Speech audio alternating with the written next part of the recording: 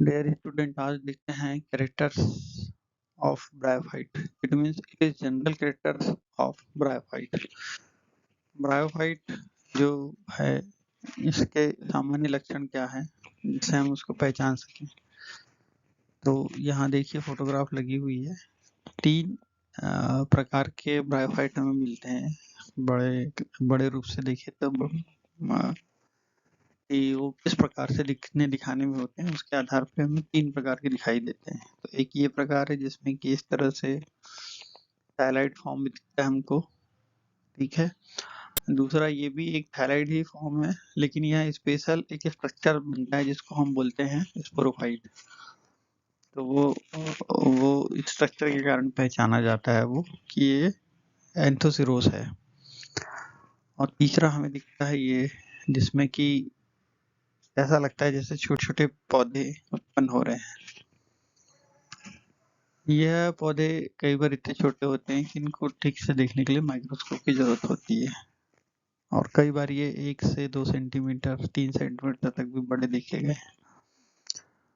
आगे चलते हैं जनरल कैरेक्टर्स में। पहले देखते हैं कि ये सबसे इम्पोर्टेंट बात की जो ब्रायोफाइट्स हैं ये होते कहाँ हैं। तो ये जनरली सामान्यतः मॉइस्ट शेडी प्लेसेस, मतलब जहाँ नमी होगी, छाया होगी, ऐसी जगहों पर उगते पाए जाते हैं। तो सामान्यतः ये पानी के किनारे ही मिलते हैं। जहाँ भी हम ब्रायोफाइट देखना चाहेंगे तो वो पानी का किनारा वाला जो भाग होता है, जहाँ पर पानी और जमीन आके मिली हुई होती है, वहाँ पर ये देखे जाते हैं।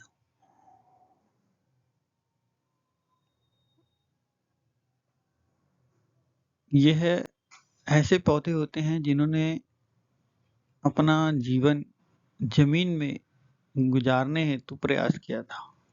तो पूरी तरीके से तो जमीन पे नहीं आ पाए थे, लेकिन यह पानी की जरूरत जो है अपनी कमी करते हुए लैंड पर आए थे ये, और केवल इनको अपने कुछ फंक्शंस यानी जैसे रिप्रोडक्शन के लिए इन्होंने पानी पर निर्भरता रखी।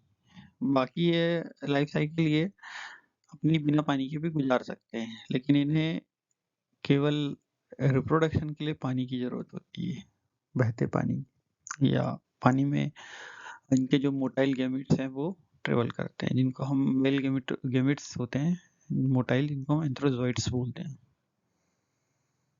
तो यह प्रबलता के साथ कहना चाहिए, बहुत सारा मैक्सिमम जो लाइफ साइकिल है इनका एम्फीबियस नेचर का होने के कारण, पानी और थल दोनों में रहने के कारण, इनको पादप जगत का उभयचर भी कहते हैं। उभयचर जैसे मेंढक पानी में भी रह सकता है और जमीन में भी, वैसे ये पानी में भी रह सकते हैं और जमीन में भी।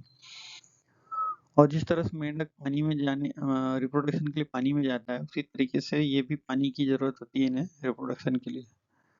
ब्रायोफाइट जो है heteromorphic alternation of generation show करता है। मतलब यहाँ पर आपको देखना पड़ेगा कि जो है वो गेमेटोफिटिक और स्पोरोफिटिक अवस्था जो है वह अल्टरनेट करती है लाइफ साइकिल में। हैप्लॉइड प्लांट बॉडी गेमेटोफाइट कहलाती है और ये इसका डोमिनेंट फेज होता है। डिप्लॉइड स्पोरोफाइट जो होता है फिजिकली और न्यूट्रिशनली जो है वो गेमेटोफाइट के ऊपर डिपेंडेंट होता है। आगे देखते हैं इसमें कि प्रिमिटिव जो ब्रायोफाइट्स थे वो डार्सोवेंट्रली होते थे, है ना, और डाइकोमोटसली ब्रांचिंग पैटर्न उनमें दिखाई देता था उनके थैलस में। तो प्रोस्टेट स्ट्रक्चर था वो, प्रोस्टेट मतलब जमीन के सहारे सहारे चलने वाला। डाइकोटोमसली ब्रांचिंग मतलब जहां से भी ब्रांचिंग होती थी वो दो बराबर भागों में बंटता था, यानी कहीं से ब्रांचिंग हुई दो बराबर भागों में बटा, फिर यदि ब्रांचिंग हुई तो वो दो बराबर भागों में बटेगा। इस तरह से इसमें पैटर्न था। फिर एडवांस जो ब्रायोफाइट्स हैं वह स्टेम लीव्स एंड राइजोइड्स में डिफरेंशिएटेड होते थे, मतलब विभिन्नित होते थे, मतलब उनके ये चीजें दिखाई देती थी, stem leaves and rhizoids. Rhizoids इसलिए बोला जा रहा है कि रूट जैसा कोई सिस्टम होता था, लेकिन वो रूट के इक्विवेलेंट नहीं होता था, ठीक है, इसलिए वो राइजोइडल सिस्टम था। जैसे रूट में ब्रांचिंग पैटर्न होता है या एक वेल डेवलप्ड सिस्टम होता है वेस्कुलराइजेशन का और ग्राउंड टिश्यू का, वैसा इसमें कुछ नहीं था। राइजोइड में कभी कभी सिंगल सेलुलर थे, कभी मल्टी सेलुलर थे, अलग अलग प्रकार के आउटग्रोथ्स थी जो कि रूट के जैसे कार्य करती थी बट रूट नहीं थी।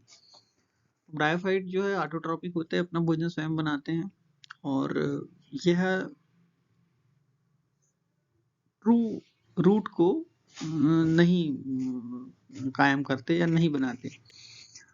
प्रिमिटिव फॉर्म में यूनिसेलुलर राइजोइड्स थे, जबकि एडवांस फॉर्म में राइजोइड जो थे ब्रांच मल्टीसेलुलर थे, लेकिन वेस्कुलराइजेशन सिस्टम नहीं था इनके पास, जैसे कि रूट में होता है सामान्यतः।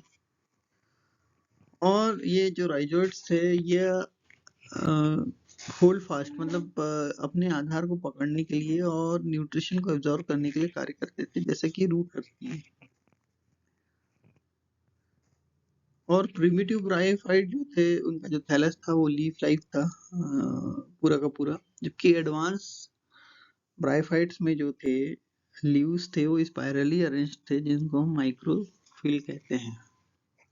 माइक्रोफिल is a small leaf with median midrib. तो उसमें एक बीच में मिडरिब हुआ करती थी, लेकिन वेस्कुलराइजेशन नहीं था जैसा कि वेस्कुलर प्लांट्स में होता है। तो यहाँ पर एक मिडरिब बनना शुरू हो गई थी, जिस तरह से हम पत्तियों में देखते हैं डाइकॉट की एक मिडरिब होती है, तो उसी तरीके से यहाँ पर शुरुआत हो चुकी थी।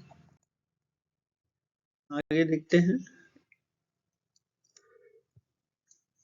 यहाँ पर कोई वेस्कुलर सिस्टम नहीं था जैसे कि लैंड प्लांट या वेस्कुलर प्लांट्स में होता है, तो जिसको हम जाइलम और फ्लोएम के नाम से जानते हैं। यहाँ पर कोई वेस्कुलर टिश्यू नहीं थी। पूरा का पूरा जो सिस्टम था वह वाटर के डिफ्यूजन पर काम कर रहा था, है ना। इस तरह से कोई वेस्कुलराइजेशन नहीं होने के कारण पानी में ही रहना था, पानी के पास ही रहना था, तो पानी को ट्रेवल करने के लिए या दूर ले जाने के लिए कोई व्यवस्था की जरूरत नहीं थी। प्लांट बॉडी छोटी थी। ब्रायोफाइट वेजिटेटिवली ग्रो करते हैं, मतलब अपनी संख्या बढ़ाते हैं, रिप्रोड्यूस करते हैं। तो उनकी हेल्प के लिए इस तरह, मतलब इस कार्य की हेल्प के लिए उन्होंने अपने अंदर ट्यूबर्स, बल्बिल्स, प्रोटोनिमा, ब्रांचेस और फ्रेगमेंटेशन, मतलब अपने जो भी टुकड़ा हो गया उससे वो नया ब्रायोफाइट बन जाता है। इनमें सेक्सुअल रिप्रोडक्शन ऊगेमस टाइप का होता है। सेक्स ऑर्गन को ब्रायोफाइट में गेमेटेंजिया कहते हैं। गेमेटेंजिया मल्टीसेलुलर होता है, उसमें एक स्टेराइल जैकेट होता है। फीमेल गेमेटेंजिया को आर्किगोनियम कहते हैं और मेल गेमेटेंजिया को एंथ्रेडियम कहते हैं। तो आर्किगोनियम और एंथ्रेडियम, आर्किगोनियम के कारण एक पहले ग्रुप बनाया हुआ होता था आर्किगोनेटी, जिसमें कि फीमेल गेमेटेंजिया बनता था या फीमेल रिप्रोडक्टिव ऑर्गन जो होते थे उसके आर्किगोनिया बोला जाता था। तो इस तरह से आर्किगोनिया जो वर्ड है वो जहाँ पर भी फीमेल गेमेटेंजियम बनता था उसके लिए बोला जाता है। तो अब ये वर्ड थोड़ा सा प्रचलित नहीं है, प्रचलन में नहीं है। तो अब देखते हैं। एंथ्रेडियम जो था वो क्लब शेप्ड था और बेसल स्टॉक मतलब एक डंठल थी, बॉडी किसी कवरिंग से कवर्ड थी जिसको हम बोलते हैं जैकेट, जो एंड्रोसाइट्स को ढाके हुए रहती थी। और यही एंड्रोसाइट्स जो थे स्पर्मेटोजोइट्स को जन्म देते थे या बनाते थे आगे। स्पर्मेटोजोइट्स से जो अपने साइज में छोटे थे, पतले थे और बाइसिलिएटेड थे, मतलब उनमें 2 सिलिया थी। अब देखते हैं कि आर्किगोनियम जो है वो फ्लास्क शेप्ड है, उसमें एक छोटा सा स्टॉक है, मतलब डंठल है, स्वेलन विंटर है और एक टर्मिनल लॉन्ग नेक है। और ये तीनों किसी एक एक्सिस पर है। वेंट्रल वॉल बड़ी होकर बढ़कर, है ना, एक एम्ब्रियो के ऊपर प्रोटेक्टिव लेयर बनाती है जिसको हम कैलिप्ट्रा बोलते हैं। फर्टिलाइजेशन जो है वो पानी की उपस्थिति में हो पाता है और इसलिए जो क्योंकि स्पर्मेटोजॉइड्स जो होते हैं स्विमिंग मोटाइल स्पर्मेटोजॉइड जो कि मेल रिप्रेजेंटेटिव होते हैं, गैमेट्स होते हैं, वह पानी में तैरते हुए आर्किगोनियम में उपस्थित एग को फर्टिलाइज कर पाते हैं। फर्टिलाइज्ड जाइगोट जो होता है वह स्पोरोफाइट में डेवलप होता है। इस स्पोरोफाइट जो होता है डिप्लॉयड होता है, कंडीशन उसकी डिप्लॉयड होती है। इट मीन्स उसके न्यूक्लियस में द्विगुणित सेल्स क्रोमोसोम्स होते हैं। मल्टी सेलुलर स्ट्रक्चर होता है और स्पोरोफाइट जो है वो 3 भागों में बटा रहता है, फूट, सीटा एंड कैप्सूल। स्पोरोफाइट गेमेटोफाइट पर ही लगा रहता है और पूरे टाइम उस पर डिपेंडेंट होता है गेमेटोफाइट पर, और रोटेशन डिवीजन द्वारा उसमें एप्लाइड स्पोर्स बनते हैं और वह सभी समान होते हैं। लाइफ साइकिल जो ब्रायोफाइट्स की होती है, लाइफ साइकिल जो ब्रायोफाइट्स में वो हैप्लोडिप्लोटिक होती है और हेटेरोमॉर्फिक टाइप का होता है। हेटेरोमॉर्फिक मतलब जो एक जैसे दिखाई नहीं देते, है ना। ब्रायोफाइट जो है वो स्पोरोफाइट एक डिफरेंट एंटिटी है, चीज है, और गेमेटोफाइट है वो डिफरेंट है। तो यहाँ पर हैप्लोडिप्लोटिक मतलब दोनों अवस्था हमें दिखती है, स्पोरोफाइट और गेमेटोफाइट। जैसा अभी देख रहे थे हम कि स्पोरोफाइट जो है वो डिपेंडेंट है गेमेटोफाइट पर।